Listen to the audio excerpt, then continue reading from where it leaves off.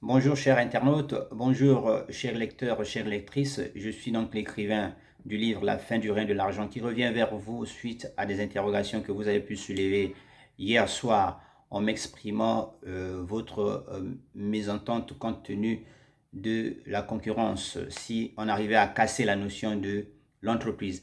Effectivement, je parlais dans les vidéos précédentes qu'il faut casser la notion de l'entreprise parce qu'une entreprise ne doit pas durer 2 ans, ne doit pas durer un an, ne doit pas durer 4 ans. Une entreprise doit durer plus que ça, puisque la vie de l'entreprise doit être structurée sur des projets solides qui permettent à ce que les individus puissent recourir au plein emploi. Donc, une entreprise mère doit avoir des filiales et une entreprise mère doit avoir une stratégie interne dans son personnel afin que d'autres personnes qui ne retrouvent pas l'emploi puissent prendre place. L'entreprise ne doit pas être une source de remplacement par le biais des départs volontaires, par le biais des retraites, ou par le biais des licenciements ou des biais de démission. Ça, c'est une structure qu'il faut casser et qu'il faut revenir à d'autres méthodes. Donc, la vision de l'entreprise devait changer. C'est pour cette raison j'ai évoqué plusieurs aspects dans mes vidéos précédentes et aujourd'hui, je vous évoque que si vous avez la possibilité de faire en sorte que euh, les ententes soient très limitées et que la concurrence continue à évoluer, vous allez toujours parcourir des risques de chômage. Et en revanche, vous parcourrez toujours les risques de pauvreté. Et la pauvreté continuera donc à envahir des gens dans ce système-là, puisque vous êtes en train de faire à ce que les entreprises soient entre elles concurrentielles et qu'elles soient entre elles dans des situations d'entente. Et les ententes, et vous fixez par derrière des lois qui permettent de réorganiser la concurrence loyale ou la concurrence déloyale. C'est pour cette raison que par cette même vidéo, je reviens vers vous pour vous dire que d'entreprise en tant que telle implantée dans l'ensemble de l'humanité, il faut faire excessivement attention avec les thèmes que vous abordez et avec les stratégies que vous mettez en place. Je note par exemple la mise en place des entreprises concurrentielles dans le but de détruire une autre entreprise, ou la mise en place des entreprises concurrentielles dans le but d'avoir une prédominance. Il s'agit seulement des situations de lutte d'entreprise contre entreprise, mais ces situations de lutte d'entreprise contre entreprise ne vous permettent pas aujourd'hui d'avoir une vie saine, c'est-à-dire éradiquer la fin de le monde, éradiquer le chômage, éradiquer la pauvreté, éradiquer les maladies incurables. Entre-temps, si vous développez des entreprises dans le sens de mettre des gens en difficulté, vous allez toujours parcourir une société qui sera très déchirée. Et pour éviter donc des déchirures de société, des déchirures des couches sociales, tant dans des familles que dans n'importe quel milieu de la vie, ou même dans les corps d'État, il va falloir réorganiser cette vie. On ne peut pas diriger un État en laissant des gens en souffrance.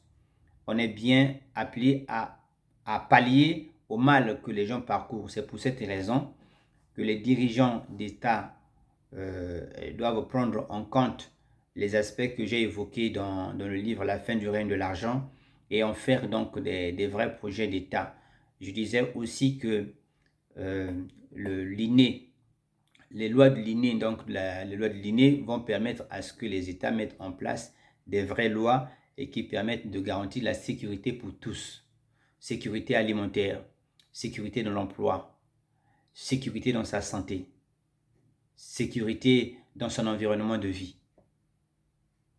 Et tous ces événements en harmonie peuvent concourir au bien-être social et au bien-être dans la vie de tout le monde. Il faut généraliser donc les productions, il faut généraliser le personnel. On ne peut pas avoir un personnel fixe et rattaché à un seul territoire, mais on peut avoir un personnel multiterritorial. C'est pour cette raison que je suis en train de parler du personnel multiterritorial.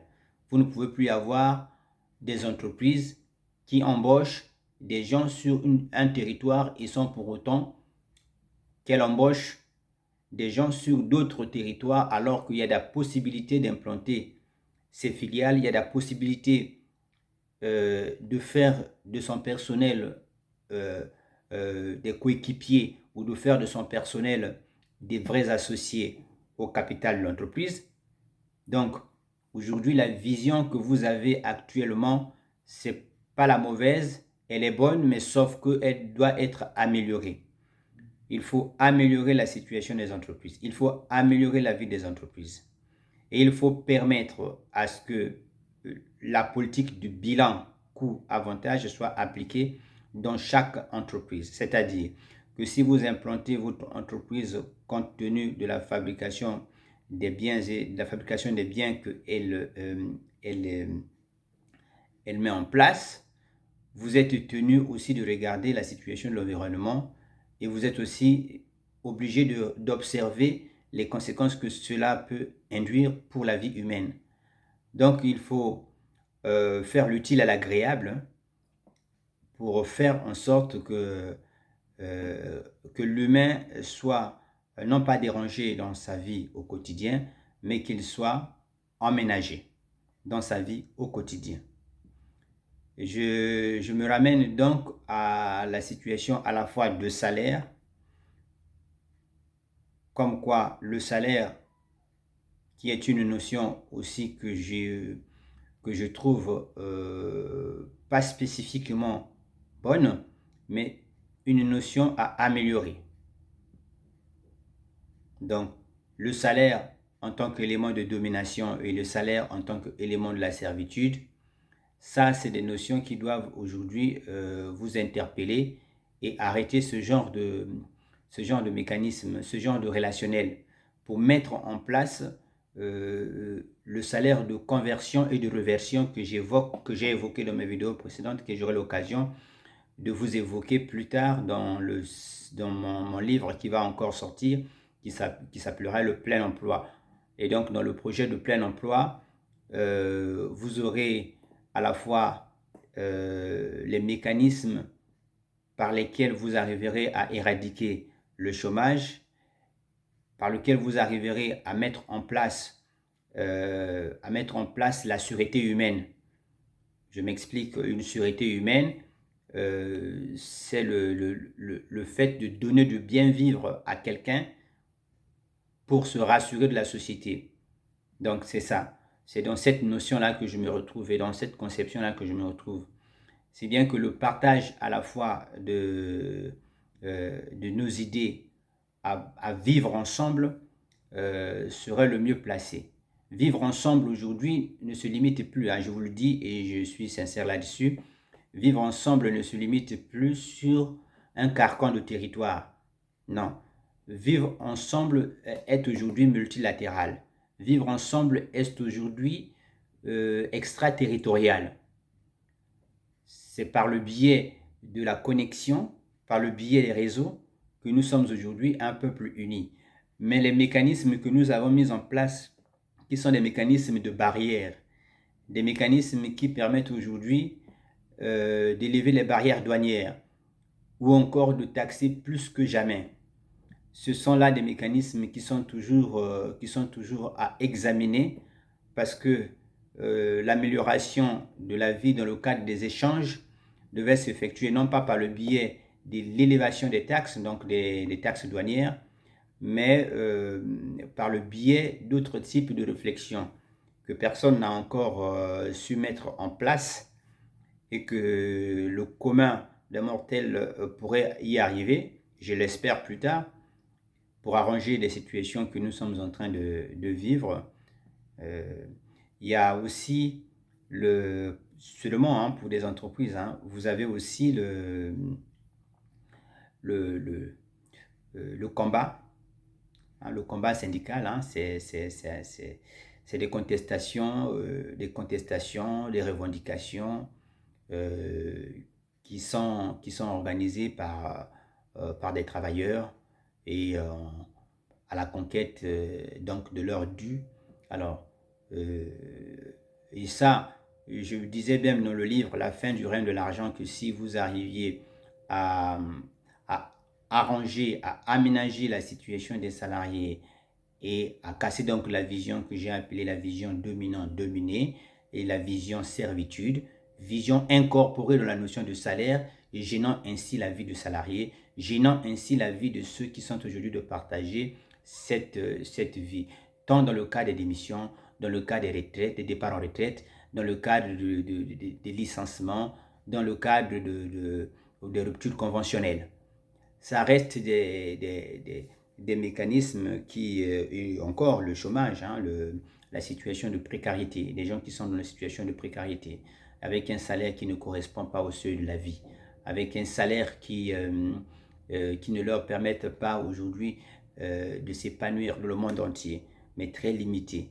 Alors, vous avez tous ces mécanismes qui peuvent être palliés, si bien que dans certaines villes actuellement en France, par exemple, vous avez du transport gratuit.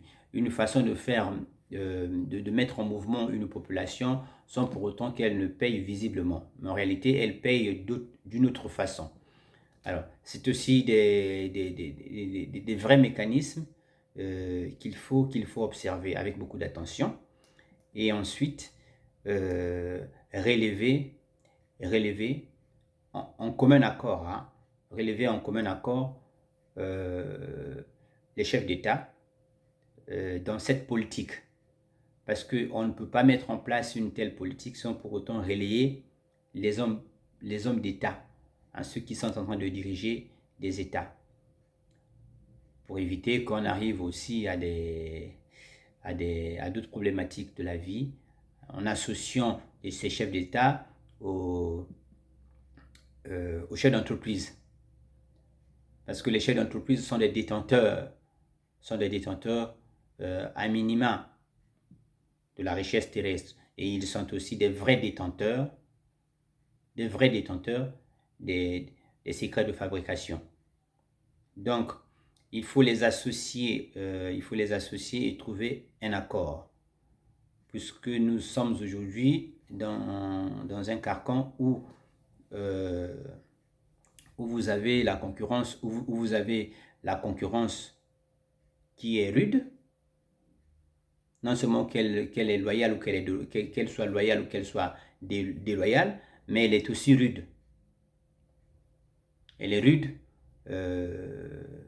parce que ça a des conséquences lourdes. Je vais prendre une pomme polonaise. Je me rappelle à l'époque, on était en 2008. À l'époque, une pomme polonaise qui avait une valeur de 50 centimes et de 20 centimes.